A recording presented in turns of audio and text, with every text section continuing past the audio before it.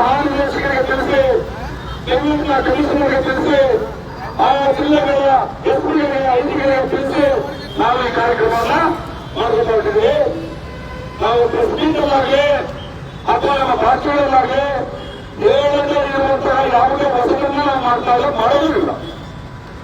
ನಮ್ಮಿಂದ ಕಿಂಚಿತ್ತಾದರೂ ಒಂದು ಸೂಚಿಯ ಮನೆಯಷ್ಟು ಕಾನೂನು ಬಂದಾದರೂ ಕೂಡ ಪೊಲೀಸರು ಕ್ರಮ ತಗೊಳ್ಳಕ್ಕೆ ಸ್ವತಂತ್ರ ತಗೊಂಡು ಈಗ ಈ ಒಂದು ಸರ್ಕಾರದ ಸಹಾಯತೆ ಮಾಡಲಿಕ್ಕೆ ವ್ಯವಹಾರ ಮಾಡ್ತೀವಿ ಅಂತ ಮಾತಾಡ್ತಾರೆ. ಸಂತೋಷ ಮಾಡಬೇಕು ಕೂಡ, ಅವರ ಕೆಲಸವೇ ಅವ್ರು ಮಾಡಲಿ.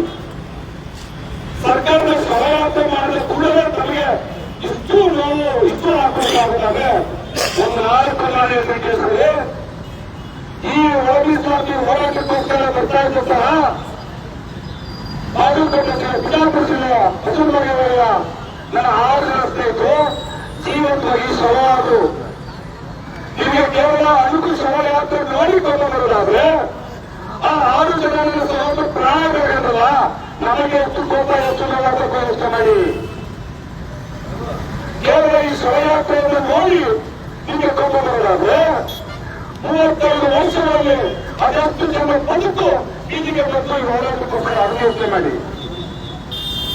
ತುಮಕೂರಿನ ಪಾರ್ಥಸಾರಥಿಯವರು ಈ ತಮ್ಮ ಜೀವಮಾನವನ್ನ ಈ ಒಳಗಿನ ಹೋರಾಟಕ್ಕೆ ಮುಳುಗಿಬಿಟ್ಟು ತೀರ್ಕೊಂಡ್ಬಿಟ್ಟು, ಬೆಂಗಳೂರಿನ ಸಿಂಗೇಶ್ವರವರು ತನ್ನ ಜೀವನದ 40 ವರ್ಷಗಳ ಕಾಲ ಒಳಗಿನ ಹೋರಾಟ ಹೋರಾಟ ಹೋರಾಟ ಅಂತ ಹೇಳಿ ಪ್ರಾಣ ಬಿಟ್ಟರು. ನಿಮಗೆ ಕೇವಲ ಅಡಕು ಶವಯಾತ್ರೆ ಗೊತ್ತಿರುವುದಾದ್ರೆ ಈ ನನ್ನ ಸಮಯದ ನನ್ನ ಬಂಧುಗಳನ್ನ ನಾನು ಕಳ್ಕೊಂಡು ಅವರ ಹೆಣಗಳನ್ನ ಈ ಕಣ್ಣಲ್ಲಿ ನೋಡಿ ನಮ್ಮ ರಕ್ತ ಇನ್ನೆಷ್ಟು ಕುಡಿಯಬೇಕು ಯೋಚನೆ ಮಾಡಿ. ಒಂದು ಮಾನವೀಯ ಸರ್ಕಾರ, ಒಂದು ನರಸತ್ವ ಸರ್ಕಾರ, ಒಂದು ಅಸಹಾಯಕ ಸರ್ಕಾರ ನಮ್ಮ 35 ವರ್ಷಗಳ ಹೋರಾಟವನ್ನ ಕಡೆಗಣಿಸಿಕೊಂಡೇ ಬರ್ತಾ ಇದೆ. ಅದನ್ನ ಪರಿಗಣಿಸಲಾಗ್ತದೆ. ನಾವು ಮನಸ್ಸು ಅನ್ಕೊಂಡಿದ್ದೀರಾ ಅದು ಏನು ಅನ್ಕೊಂಡಿದ್ದೀವಿ? ಆಗದ ಬಂದಕೃಷ್ಣ ಮಾರ್ಗವರು ತನ್ನ ಜೀವನದ 40 ವರ್ಷಗಳನ್ನ ಈ ಒಳಗಿಂದಾಗೋಸ್ಕರ ಕಂಡು ಇವತ್ತಿಗೂ ಕೂಡ ಪುರುಷರಂತ ಒಂದು ಭಾಗ್ಯ ಕೆಲಸ ಮಾಡ್ತಾ ಇದ್ರೆ ನಮಗೆ ಎಷ್ಟು ನೋವು ಬರಬೇಕು.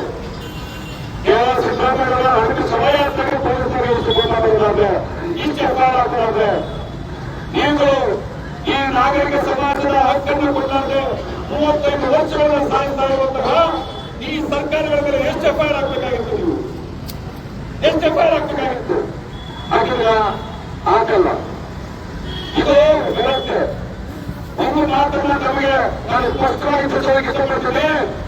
ಎಫ್ಐಆರ್ ಮಾತ್ರ ಅಲ್ಲ, ನೀವು ಗುಂಡಿಟ್ಟು ಕೂಡ ಈ ಒಳಗಿನ ಜಾತಿಯ ಹೋರಾಟ ಹಿಂದೆ ಅಂತ ಮಾತೇ ಇಲ್ಲ. ಮಾತೇ ಇಲ್ಲ.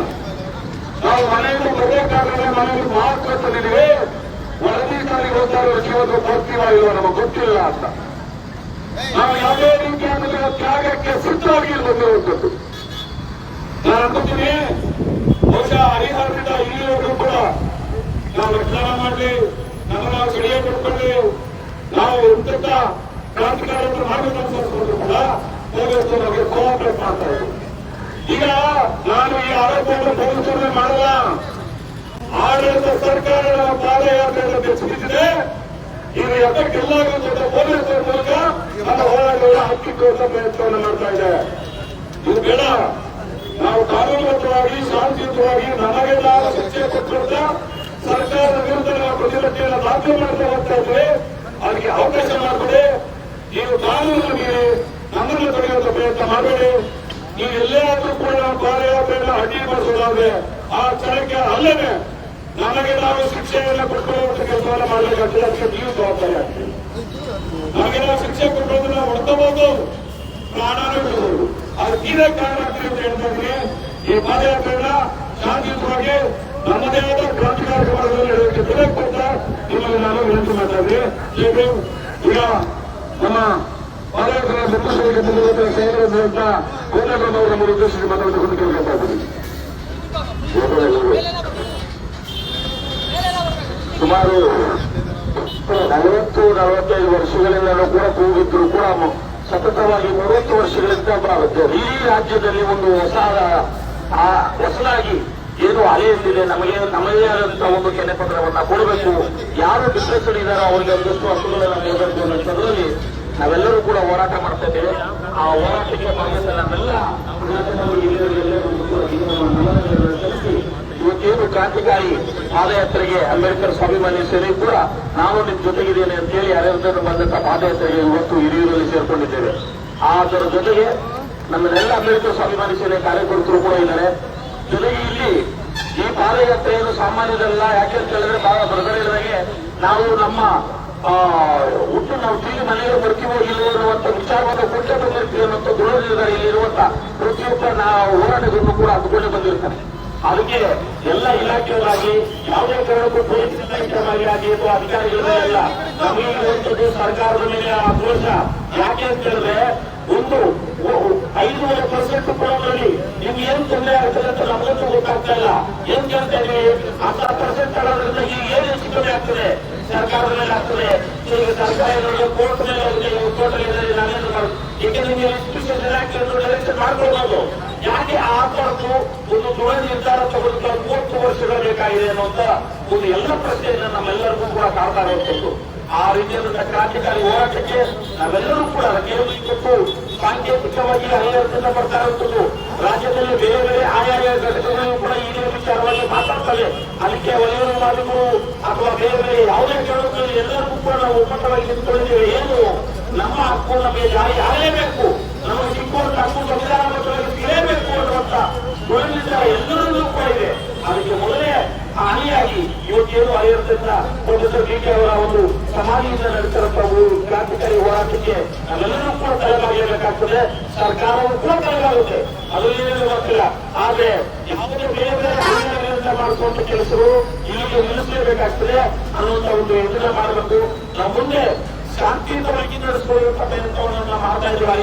ಇಲ್ಲಿವರೆಗೂ ಕೂಡ ಇನ್ನು ಮುಂದೆ ಬೆಂಗಳೂರಿಗೂ ಕೂಡ ಅದೇ ರೀತಿಯಾದಂತಹ ಶಾಂತಿಯುತ ಹೋರಾಟಕ್ಕೆ ನಾವು ಕೂಡ ನಡ್ಕೊಳ್ತೇವೆ.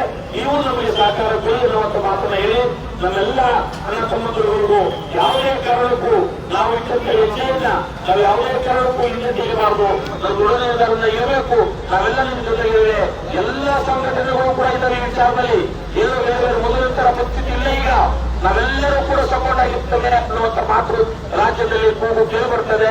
ಆ ರೀತಿಯ ಕ್ರಾಂತಿಕಾರಿ ಹೋರಾಟಕ್ಕೆ ಎಲ್ಲರೂ ಕೂಡ ಮುನ್ನೆಲೆಗಳು ಸೇರಿಕೊಂಡು ದೊಡ್ಡ ಮಟ್ಟದಲ್ಲಿ ಬೆಂಗಳೂರು ಸೇರಿಕೊಂಡು ಒಂದು ಐತಿಹಾಸಿಕ ಒಂದು ಸಭೆಯನ್ನ ಮಾಡಿ ಆ ಮುಖಾಂತರ ಸರ್ಕಾರಕ್ಕೆ ಆದಷ್ಟು ಬೇಗ ಈ ಏನು ಸದನ ಸಮಿತಿ ನಡೀತಾ ಇದೆ ಇವಾಗ ಆ ಚರ್ಚೆ ಆಗಬೇಕು, ಆದಷ್ಟು ಬೇಗ ಅದನ್ನು ಜಾರಿ ಮಾಡಬೇಕು ಅನ್ನುವಂಥ ಒತ್ತಾಯವನ್ನ ನಿಮ್ಮ ಮುಖಾಂತರ ಪತ್ರಿಕೆಗಳ ಮುಖಾಂತರ ಸರ್ಕಾರಕ್ಕೆ ತಿಳಿಸುವಂತ ಪ್ರಯತ್ನವನ್ನು ಅಂಬೇಡ್ಕರ್ ಸ್ವಾಭಿಮಾನಿ ಸೇನೆ ಮಾಡ್ತಾರೆ. ಈ ಹೋರಾಟಕ್ಕೆ ಭಾಗವಹಿಸಿದ ಎಲ್ಲ ಅಣ್ಣ ತಮ್ಮಂದಿರಿಗೂ ಅಭಿನಂದನೆಗಳು. ಜೈ ಭೀಮ್, ಜೈ ಭಾರತ್, ಇವತ್ತು ವರದಿ ಸಮಿತಿ ಕ್ರಾಂತಿಕಾರಿ ಪಾದಯಾತ್ರೆಗೆ ಆಗಮಿಸಿದಂತಹ ಎಲ್ಲ ಹೋರಾಟಗಾರರು ಹಾಗೂ ಹಿರಿಯೂರು ತಾಲೂಕಿನ ಎಲ್ಲ ಸಮಸ್ತ ಹೋರಾಟಗಾರರು ಕೂಡ ಮೊದಲಿನ ತೋರಿಸ ಈಗ ಹಿರಿಯೂರು ಟೌನಲ್ಲಿ ಶಾಂತಿಯುತವಾಗಿ ಒಂದು ಪಾದಯಾತ್ರೆಯನ್ನ ಮಾಡಬೇಕಂತ ಕೇಳಿದ್ರಿಂದ ನಾನು ವಂದನಾರ್ಪಣೆ ಭಾಷಣ ಮುಗಿಸ್ತೀನಿ. ಜೈ ಭೀಮ್.